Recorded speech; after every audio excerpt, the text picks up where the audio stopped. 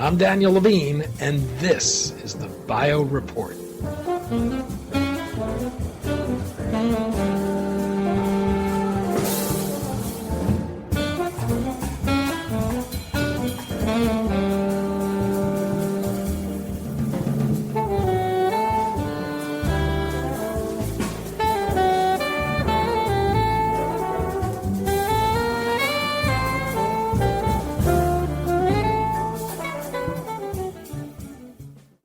The Fas-signaling pathway plays a central role in activating cell death.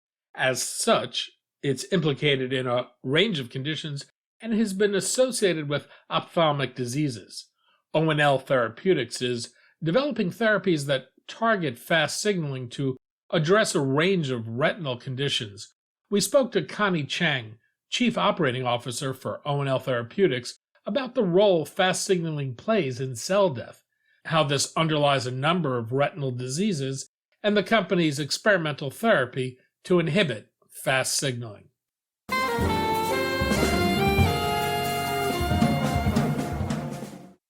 Connie, thanks for joining us. Thanks, Danny, for having me on today.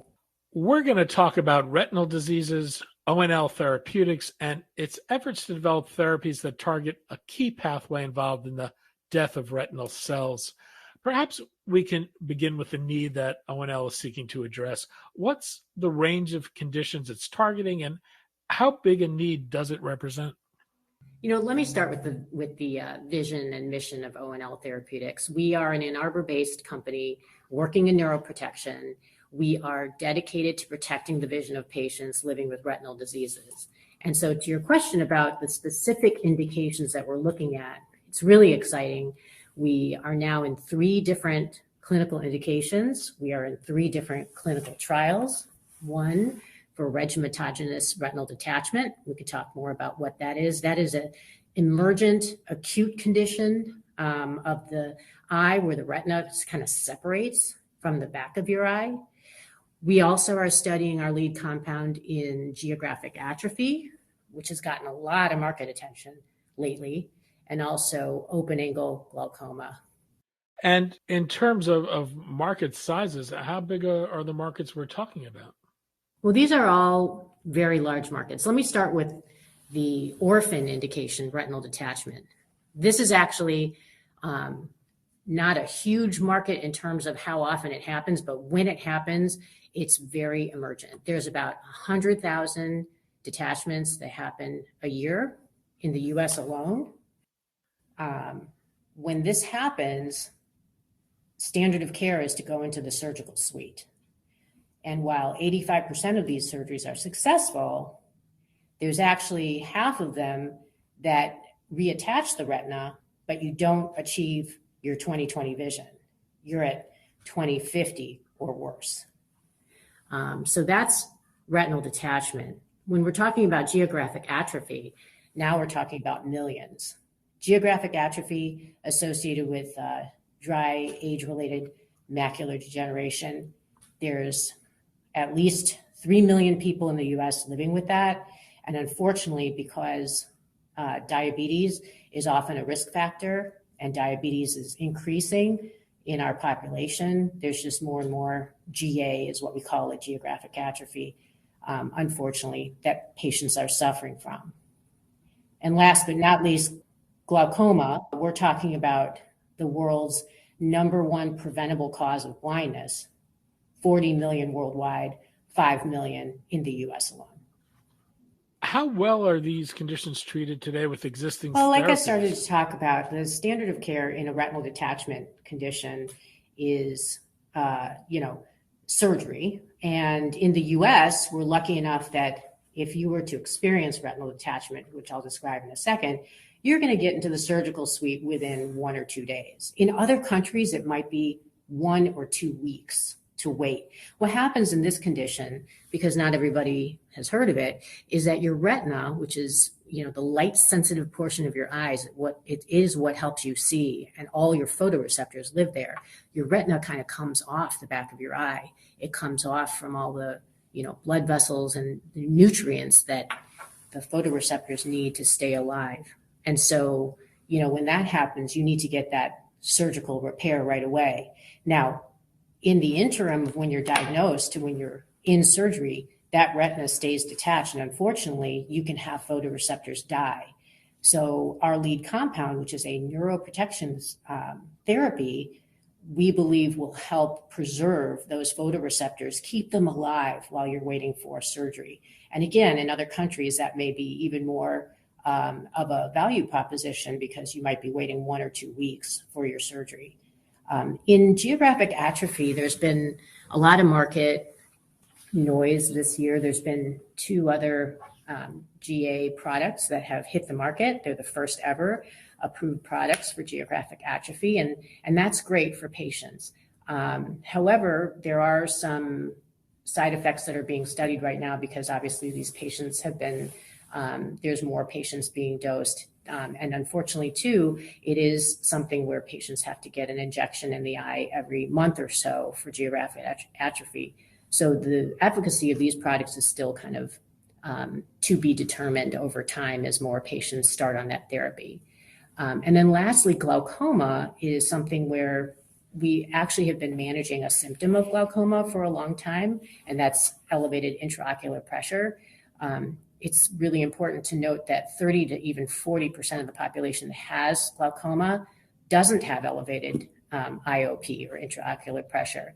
And so, you know, if all the treatments are really managing a symptom that not everybody has, what's happening is that we're not really going to the root cause of the problem. We're not really protecting the optic nerve cells and the retinal ganglion cells.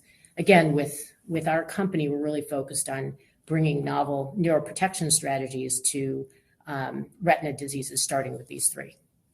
ONL's focusing on what's known as the Fas pathway. The Fas activation pathway. It's a well-known cell death and inflammatory signaling pathway. It's actually present in many different parts of the body, including the retina.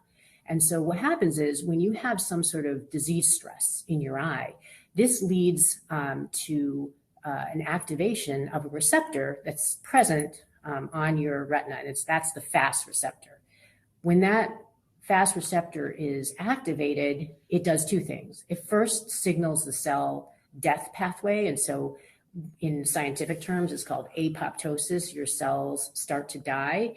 It also starts an inflammatory signaling cascade that brings other inflammatory cells to that local area of stress.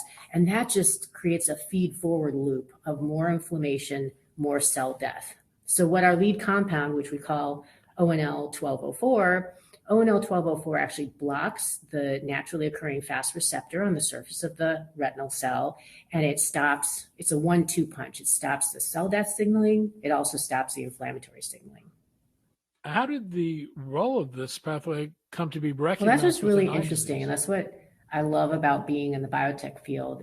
The science is sometimes serendipity as well. Our scientific founder, his name is Dr. David Zaks. He's a clinician and basic science researcher at the University of Michigan.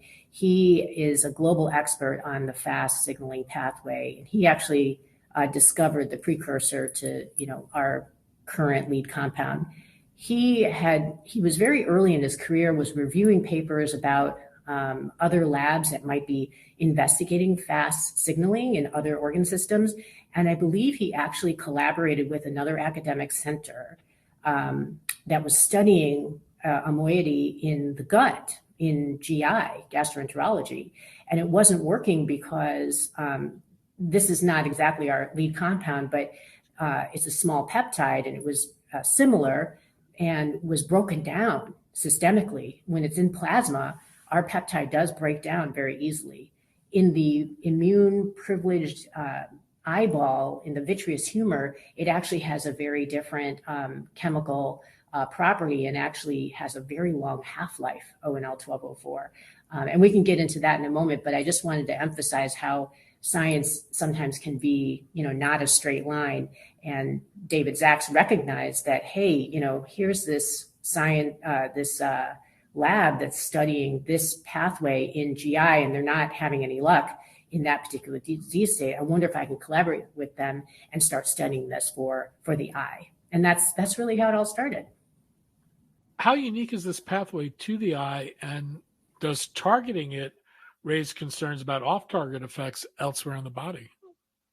I mean, that's a really important consideration, Danny, is the safety profile. So first of all, how unique is this? It's actually a highly differentiated pathway for a company that's in ophthalmology.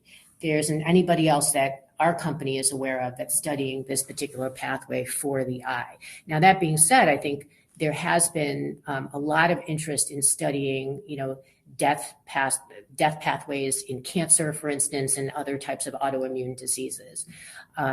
Off-target effects are always something that people in the biotech industry are very cognizant of and careful about.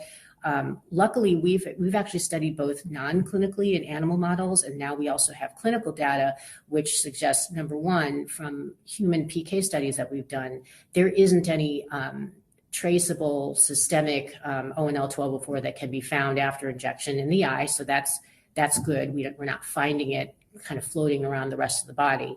And then also in animal models, we found that inhibiting Fas does not lead to any sort of untoward effects with regard to blindness or regular development of sight in animal models. We've got a number of VEGF inhibitors that have been used to treat eye disease. How does the mechanism of action with ONL 1204 differ from these? Well, so the VEGF inhibitors are really working in a totally different indication, and that's in wet age-related macular degeneration. It's a different form of age-related macular degeneration, or AMD. ONL 1204 and the other approved products are actually looking at the dry form of age-related macular degeneration, and geographic atrophy is even the more severe version of dry AMD. The reason why ONL 1204 within the indication of dry AMD and geographic atrophy, the reason why it's unique is that the other approved products, and actually the 20 other products that are in various stages of development, primarily are looking at complement inhibition. So you may have talked about that in some of your other podcasts, but complement inhibition is also along the same multi-step pathway as the Fas inhibition pathway, but it's far downstream. So the Fas receptor and the Fas activation pathway is actually upstream of the complement inhibition pathways. Now, that in and of itself is not necessarily good or bad, but what we found is that some of the interesting, very early efficacy signals that we're seeing in our compound in the clinic suggest that there may be the potential for an outsized effect of ONL 1204 vis-a-vis the competitors. And we think it might have something to do with the upstream inhibition of the cell death and inflammatory signaling processes. You mentioned this is a small peptide. Does that have advantages with delivery directly into the eye? I'm not a CMC expert, but I'm going to say it's not. What it is, one advantage is that it's not a very difficult compound to actually synthesize. So that's actually really good from a simplicity standpoint. But as far as being delivered as an intravitreal injection or IVT therapy, the one big advantage that we have is the incredibly long half-life that we have. So what's very unusual for a small peptide is that we actually have a half-life that we've studied in various models of about 100 days. So what that allows us to do, and in fact, what we're doing in our clinical trials, is we're studying injections of ONL 1204 every 90 days, and we're actually preparing to study even every 180 days or every 6 months. So when you compare an injection therapy every 3 or 6 months versus every month, that's actually, we believe, a compelling advantage from a patient perspective. At the same time, would that provide a cost advantage as well? I think that pricing is one of those things that is a little further down the path from where our company is right now. But what I can say is that if we think about a course of therapy for a chronic condition, being, delivered every quarter or just twice a year, there could be a lot of economic benefits to that in terms of ease of the patient to schedule visits. Some of these diseases like glaucoma, these are working age individuals, so they don't have lost days from going to the clinic every month. They're going every, maybe every 90 days or every 180 days. And so there are a lot of global economic benefits. As well as their willingness to get jabbed in the eye with a needle, I guess. I'm glad you just mentioned it head on. I don't think it's something that people would wish for, but what we do know from talking with specialists and talking with, actually, we've done market research with patients themselves. So, if it's something that works and something that can preserve sight, patients have expressed a lot of enthusiasm for a new therapy, even if it's delivered by an injection and even if that's instead of eye drops. It's really interesting what patients have told us in market research. And is the mechanism of action the same across all these indications? It is actually, because it is actually delivered in the same way. It's delivered as an IVT to the back of the eye. And so you may be very familiar with tumor necrosis factor TNF inhibitors that are in autoimmune diseases, and the same inhibition of TNF has proven itself efficacious in a variety of diseases, including Crohn's and plaque psoriasis. And so if you think about it, the Fas receptor and the Fas pathway underpins multiple different retinal diseases. And so we believe that, if we show that ONL 1204 really works, is safe and effective, it could be like the TNF for retinal diseases, TNF inhibitor for retinal diseases. What's known about the safety and the efficacy of it from studies you've done to date? We have a few different ongoing clinical studies. So let me start with just kind of reviewing where we are. We have just completed enrollment for a phase 2 study that's being conducted in the US. We just actually announced that a couple of days ago. That phase 2 study has now completed enrollment. And there's 135 plus patients in the US that have been enrolled in that study. We also have already completed a phase 1 study in retinal detachment. We also have 2 other ongoing phase 1B studies. These are actually studies in actual patients with the diseases of interest, so GA and also glaucoma. The collective safety so far that we've seen suggests that ONL 1204 is safe and well tolerated in all of these different populations. But of course, this is early results. We still have to go through the whole FDA process and the different phases of research. And what's the development path forward? Well, as you're really familiar in the biotech landscape, we have to, start with our phase 1 studies, which are small. So our phase 1 studies in glaucoma, for instance, we have 25 patients enrolled. In our GA study, we have 22 patients enrolled. And then when we get to bigger and, phase 2 studies, for instance, like I mentioned, retinal detachment, we have 135 patients there. And that study will be statistically powered to be able to show a difference between the different groups that we're studying. When we go beyond that, if we have great results, which we hope to be able to share next year on our phase 2, then that would propel us forward to a phase 3 study in that particular disease. For geographic atrophy right now, we're very excited because we're gearing up and doing a lot of internal work right now to develop a plan for a phase 2 study in geographic atrophy that we hope to kick off sometime next year. Given the ubiquity of the Fas pathway, is it implicated in any diseases other than the diseases of the eye? And if so, would you expect to look beyond the eye, either on your own or through partnerships? That's a great question. And I think for any growing biotech company like ONL Therapeutics, it's always something, at the back of our mind, how are we going to keep developing our pipeline? So the short answer to your question is yes, the Fas receptor and the Fas activation pathway is implicated in other diseases. the closest thing to the eye, if you think about the eye as an extension of the brain, is, are there other diseases of the brain or stresses to the brain that ONL Therapeutics might be able to start thinking about? I mean, it is, like I said at the outset, a neuroprotection company. So we have some really early stage work that we're looking at in some other neuroscience related diseases.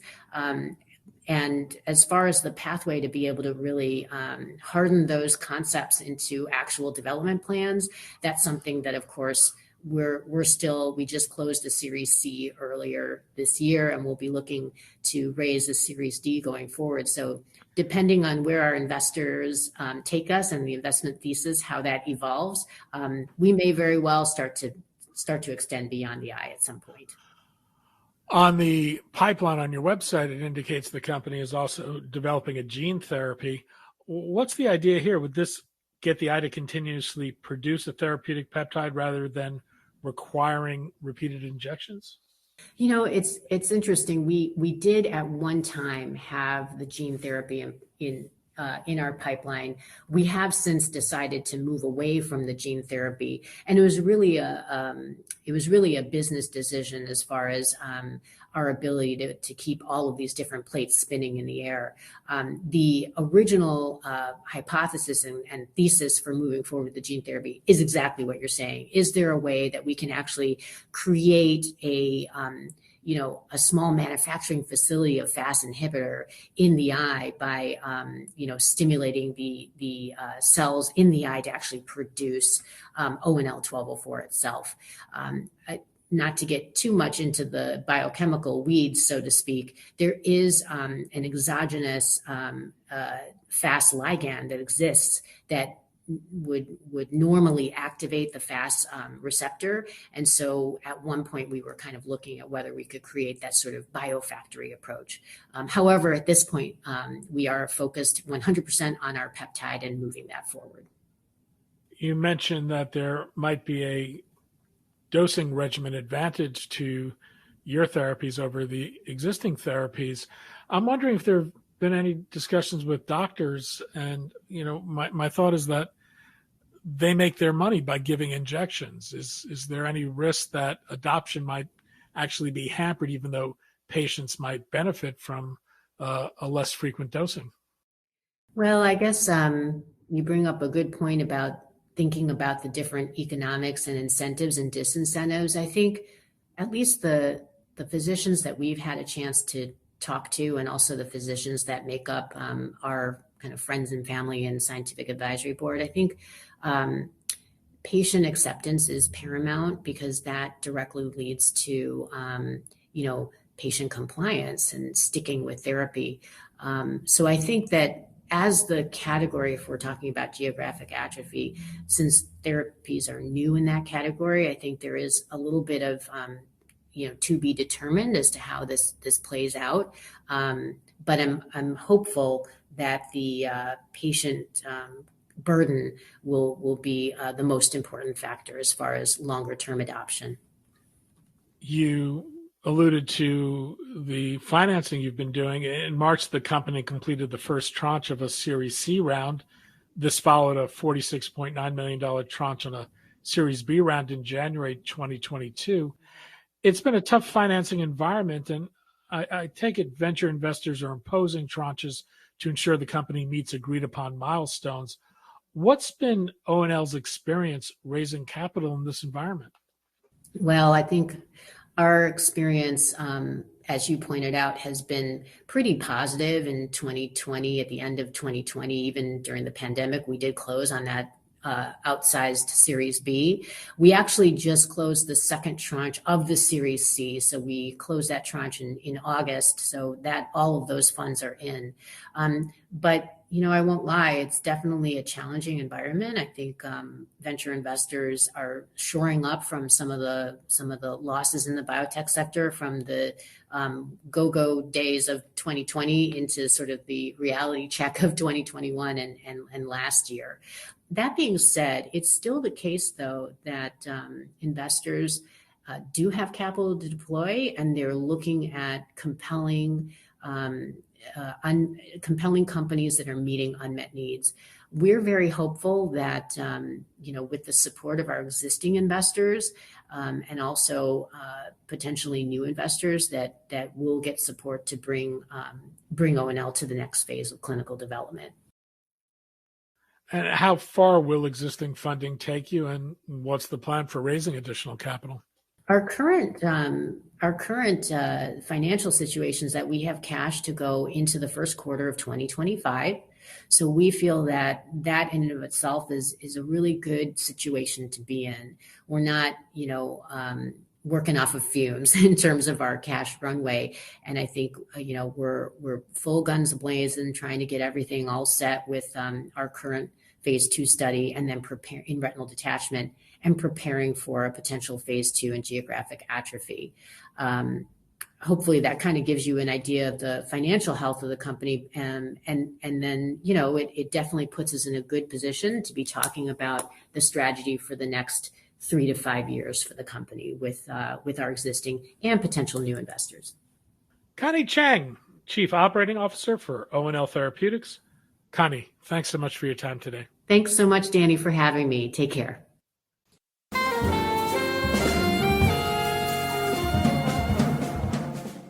Thanks for listening. The Bio Report is a production of the Levine Media Group. To automatically download this podcast each week, subscribe to our RSS feed or through iTunes or other podcast manager. To join our mailing list, go to levinemediagroup.com. We'd love to hear from you. If you want to drop us a line or are interested in sponsoring this podcast, send email to danny@levinemediagroup.com. Special thanks to Jonah Levine, who composed our theme music, and the Jonah Levine Collective, which performs it.